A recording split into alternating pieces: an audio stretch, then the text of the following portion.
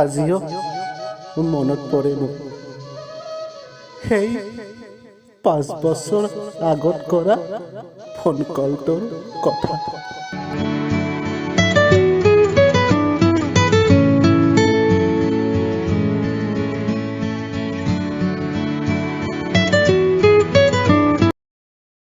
Hello' ধুন, তুমি phone কৰিছা?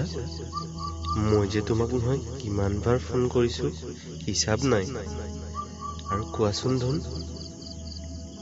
কি কৰিছা তুমি? কি কৰিবা আৰু, তোমাৰ কি হৈছেনো? মোক যে ইমান এভইড কৰি আছা। বাৰে বাৰে তোমাক ফোন কৰিছো, কিন্তু তুমি বাৰে বাৰে ফোনটো কাটি দিয়া। মই কি কৰিম কোৱা? আমাৰ সম্বন্ধটো কেতিয়াও ঘৰত মানি নলয় জানা।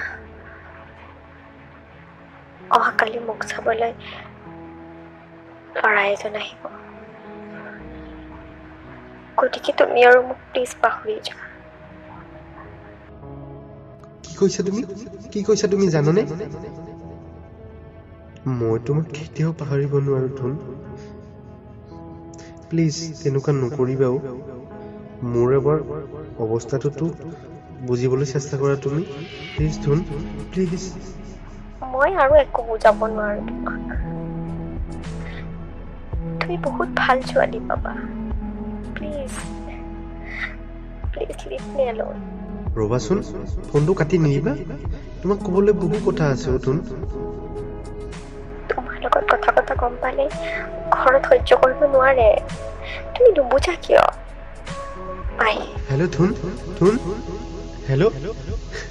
হেল্ল'। আঁতৰি আঁতৰি থাকিলেও তুমি নিদিবা দূৰিয়াই মনৰ পৰা।